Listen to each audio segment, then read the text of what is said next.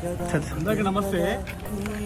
ఎంత దురదృష్టకరం అంటే ఇంత పెద్ద టెంపుల్ ఈ దేశంలోనే ఒక పెద్ద క్షేత్రంగా ఉన్నటువంటి చెరుగట్టు ఇవాళ కనీసం ఈ చెరుగట్టు వాళ్ళలో 17 షాపుల నుంచి ఒక్కో షాపుకు 3 లక్షలు 4 లక్షలు వసూలు చేస్తా ఉన్నారు.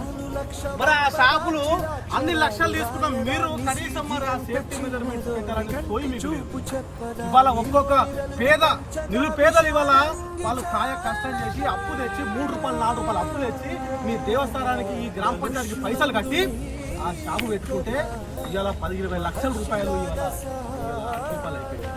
అయ్యా కోమరెడ్డి వెంకటరెడ్డి గారు, అయ్యా మంత్రి వీరేశం గారు, నమ్మనైనా అయ్యారు కదా మీరు. వాళ్ళు ఆదుకునే బాధ్యత మీదే ఉంది. మరి ఏం చేస్తారో చేయండి. వాళ్ళ రోడ్ల మాట వాళ్ళకి దిక్కు చూద్దాం పరిస్థితి, వాళ్ళ తల్లి ఏడుస్తా ఉంది. అన్న 10-15 లక్షలు అగ్నిపాలు అయిందన్న, ఒక్కటి కూడా పనికి రాకుండా పోయిందన్న. ఏదన్నా సాయం చేయండి అన్న అంటా ఉన్నారు. అన్న మీకు వేడుకుంటా ఉన్నా, మీకు దండం పెడతా ఉన్నా, దయచేసి ఆదుకోండి అన్న. ప్రభుత్వం నుంచి ఖచ్చితంగా ప్రతి షాపుకు 20 లక్షల రూపాయలు ఇవ్వాల్సిందే. ఇది మేరే కాంప్రమైజ్ ముచ్చట కానే కాదు. ఇచ్చినాక మీ ముఖం ఖచ్చితంగా మీరు ఏదైతే గ్రామ పంచాయతీ మీరు వసూలు చేస్తా ఉన్నారో ఈ 3 లక్షలు 4 లక్షల రూపాయలు వాళ్ళకు మళ్ళా 4 సంవత్సరాలు మీరు ఫ్రీగా ఇవ్వాలా. ఏదైతే పాడైపోయేదో దాన్ని పూర్తి స్థాయిలో నిర్మాణం చేయాలి. నిర్మాణం చేసి వాళ్ళకి ఇవ్వాలి.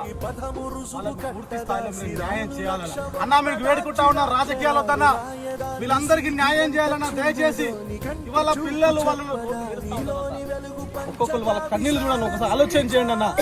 ఇవాళ మేము బాధతో చెప్తా ఉన్నా, దయచేసి మీరు 2 మంత్రులు ఉన్నారన్న, 2 మంత్రులు ఉన్నారు. 2 మంత్రులు ఉన్నటువంటి ప్రదేశం ఇది.